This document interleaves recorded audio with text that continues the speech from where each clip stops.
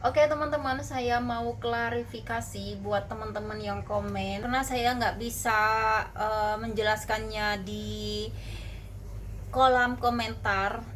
Nanti akan terjadi spam karena aku akan balasin satu persatu tuh, takutnya spam teman-teman. Jadi dan juga lebih jelas lagi aku ceritakan di video gitu ya, kan lebih lebih jelas kalau saya balasin komentar. Selain terjadi spam, YouTube sensitif, aku jelasin di video aja biar lebih paham intinya gitu ya teman-teman. Banyak yang komen, Mbak ngontrak aja di rumah yang lebih kecil dan lebih murah. Nggak bisa ngontrak teman-teman, soalnya ini Hong Kong bukan Indonesia.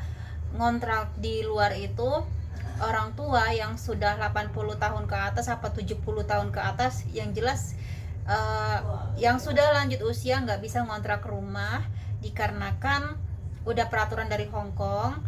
Jadi harus ada tanda tangan dari anaknya atau orang muda di salah satu keluarganya. Sedangkan nyonya nggak punya keluarga lagi, anaknya sudah lepas tangan, jadi sulit untuk tanda tangannya siapa gitu. Jadi susah nyonya tuh mau cari kontrakan lebih kecil, lebih murah di luar sana karena nggak ada yang mau tanda tangan. Kemarin dulu itu sudah pernah dicoba, ada di vlog aku yang udah lama, udah deal, tapi karena nggak ada tanda tangan, harus nyonya tanda tangan, digagalkan. Yang mau kontrakan itu nggak jadi teman-teman. Jadi orang tua di rumah, orang tua lanjut usia di Hong Kong nggak bisa ngontrak rumah kecuali atas ada tanda tangan anaknya atau salah satu orang muda di keluarganya gitu. Vấn đề dầu à, Halo,冇vấn đề啊嘛。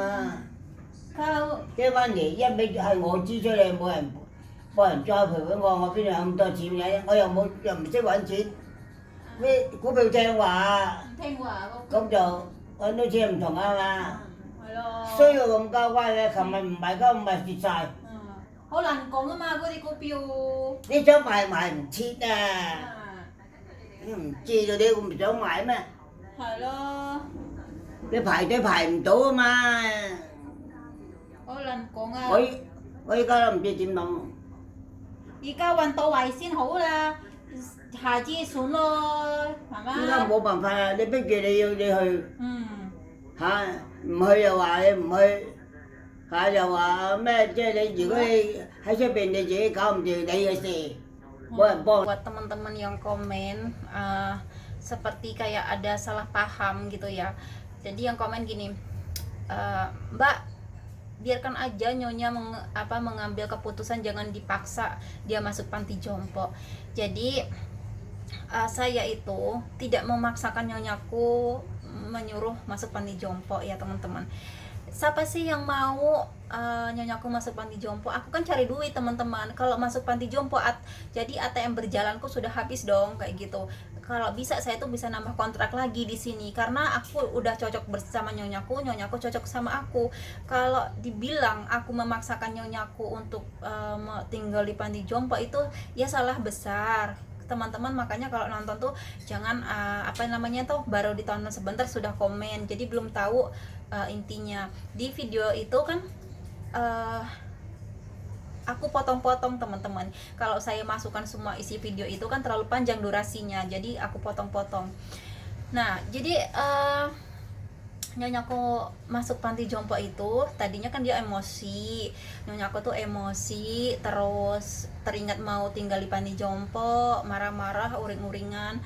Aku kan hanya aku yang bisa menenangkan nyonya, nggak ada yang nasihatin, nggak ada keluarga kan nyonya, hanya aku. Jadi kadang aku juga stres melihat nyonyaku kayak gitu. Kalau nyonyaku udah sedih, uring-uringan, aku juga ikut stres teman-teman. Jadi aku menenangkan nyonyaku, bilang jadi jangan dianggap seperti momok menakutkan untuk tinggal di panti jompo. Itu aku mencoba menenangkan nyonyaku. Jadi dijalanin aja, nanti ya kamu kan belum mencoba, kalau nggak kerasa kan bisa keluar, aku bilang kayak gitu. Tapi nyonyaku kayak dia tuh nggak terima loh aku ngomong kayak gitu. Pengennya ya namanya dia orang lagi emosi, namanya juga dia lagi banyak beban pikiran kayak gitu kan teman-teman. Sebenarnya nyonya itu kan terima kasih sama aku karena aku memberikan nasihat yang menguatkan nyonya gitu kan. Cuman kan nggak semua aku harus masukkan di dalam video itu karena terlalu panjang durasinya teman-teman. Dan Nyonya bilang gini, saking dia kesel mendengar panti jompo, yaudah kamu jangan ngomongin panti jompo terus katanya. Kayak gitu. Jadi seolah-olah di dalam video itu kayak aku memaksakan nyonyaku untuk tinggal di panti jompo. Itu salah besar gitu. Jadi itu karena videonya banyak kepotong-kepotong ya teman-teman, nggak dimasukkan semua, terlalu panjang durasinya. Ya siapa sih yang mau nyonyaku tinggal di panti jompo teman-teman? ATM ku akan mati di sini kalau nyonyaku mau masuk panti jompo. Tapi apa boleh buat, kalau itu untuk kebaikan nyonya saya ngedukung gitu loh. Kalau memang nyonyaku tidak bisa tinggal di sini, belum memaksakan untuk tinggal di rumah, sedangkan nyonya tersiksa untuk bayar bulanannya tiap bulan, biaya hidup yang sangat mahal, 52 juta lebih dalam sebulan, dia untuk biayain sendiri, untuk main saham. Nyonya tertutup ini karena kemarin tuh masih punya uang tabungan.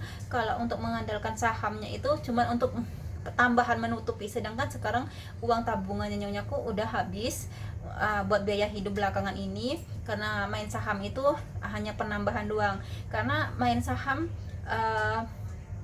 nggak sebanyak seperti Nyonya masih muda dulu gitu penghasilan, tapi kan oke lah, masih bisa menghasilkan, masih bisa membantu untuk menutupi biaya hidup Nyonya teman-teman.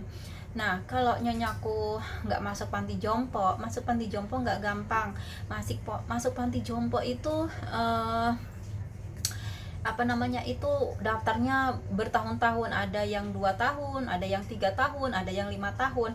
Sedangkan untuk Nyonya tinggal sekarang itu biaya hidupnya mahal dan duit keuangan Nyonya sangat menipis.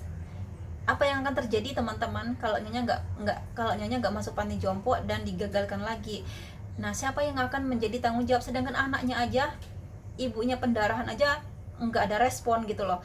Kalau Nyonya nggak bisa bayar kontrakan rumah, nggak bisa bayar ART-nya, makan aja nggak cukup, sedangkan Nyonya kelak sakit, kadang dia pikun, itu kan ini akan berbahaya buat Nyonya sendiri dong, kayak gitu.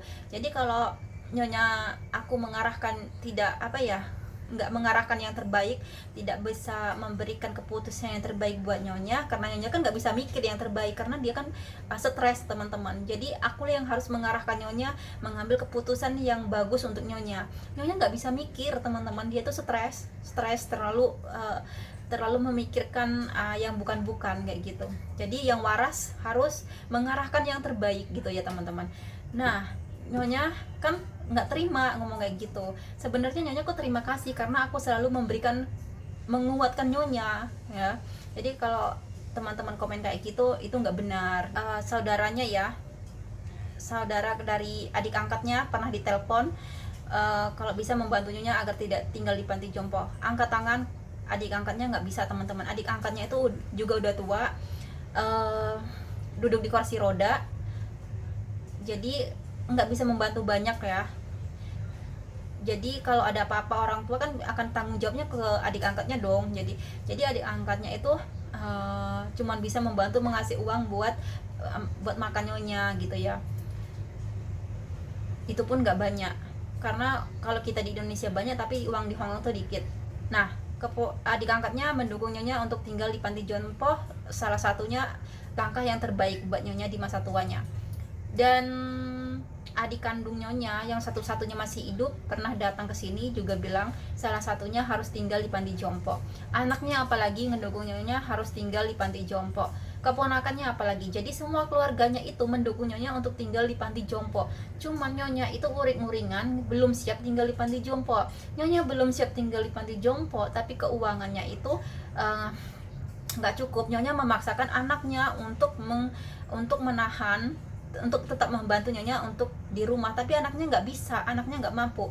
Sedangkan kemarin pendarahan aja Nyonya aku dikasih tahu nggak ada respon, mengkhawatirkan ibunya. Jadi kalau ada apa-apa Nyonyaku itu kalau seandainya Nyonya nggak masuk panti jompo teman-teman, itu akan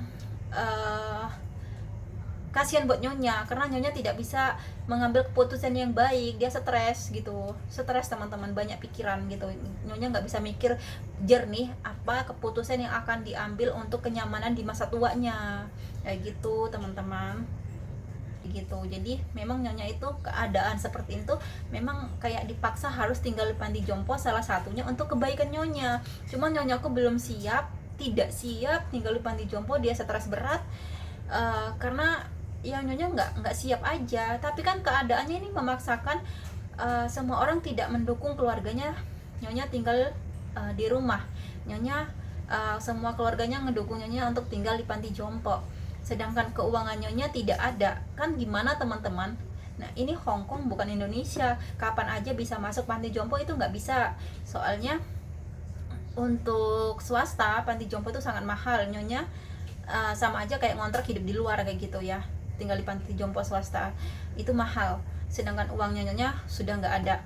Nah terus kalau nunggu pemerintah itu bertahun-tahun dulu, entah 5 tahun, entah 4 tahun, entah 1 tahun, entah 3 tahun, tergantung pemerintah. Nah sekarang nyonya aku sudah dapat. Kalau ini digagalkan nanti nyonya habis dah, kedepannya nyonya gimana gitu loh. Sedangkan keluarga sudah nggak ada yang peduli, keuangannya nggak ada, itu kan akan rugi ke nyonyanya. Jadi sebagai aku yang maksudnya orang yang waras di samping nyonya, ibaratnya harus memberikan solusi yang terbaik buat nyonya. Jangan sampai nyonya salah mengambil keputusan gitu loh teman-teman. Jadi yang komen biarkan nyonya sampai habis duitnya itu salah besar. Itu aku akan malah menjerumuskan nyonya, menyesatkan nyonya lebih dalam lagi gitu. Jadi aku harus memberikan solusi yang terbaik buat nyonya, menasehatin nyonya gitu. Dan kalau seandainya aku bawa nyonya aku ke Indonesia, persyaratannya yang notabene nggak gampang. Kalau tanpa tanda tangan anaknya itu nggak bisa. Itu nantinya akan bermasalah ke saya gitu. Yang pokoknya aku akan rugi sendiri, dituduh yang bukan-bukan sama anaknya kalau anaknya tidak mengizinkan ibunya ikut aku kan kayak gitu. Jadi nggak gampang, persyaratannya nggak gampang, belum lagi atas izin anaknya juga nggak bisa kan, juga sulit ya teman-teman. Nggak bisa sembarangan aku bawa ke Indonesia, itu nggak bisa, harus ada tanda tangan anaknya gitu, bahwa anaknya ngizinkan. Kalau anaknya nggak ngizinkan kan malah repot lagi dan sulit ya. Pokoknya dengan keadaan nyonya seperti ini ya salah satu yang terbaik buat nyonya itu tinggal di panti jompo. Nyonya terima nggak terima harus tinggal di panti jompo karena keuangan nyonya yang nggak ada. Ya kalau ada uang semua bisa dibereskan teman-teman, tapi karena uangnya kan nggak ada, nyonya nunggu pemerintah itu bertahun-tahun, bukan nunggu dari pemerintah itu kapan kita ngomong bisa, itu enggak. Ada yang 4 tahun, ada yang 3 tahun. Sedangkan biaya hidupnya nyonya aku sehari-hari aja morat-marit. Kadang nyonya itu gelisah, takut nggak bisa bayar kontrakan karena keuangannya udah habis dalam tabungannya, hanya mengandalkan untuk menutup biaya hidup main saham. Kedepannya tuh kan sangat berbahaya dengan nyonya yang semakin tua, dengan kewarasannya kadang pikun. Semoga teman-teman online mengerti. Oke, terima kasih. Mohon maaf bila banyak kekurangan di video aku. Jumpa lagi di vlog aku berikutnya. Assalamualaikum warahmatullahi wabarakatuh. Bye bye.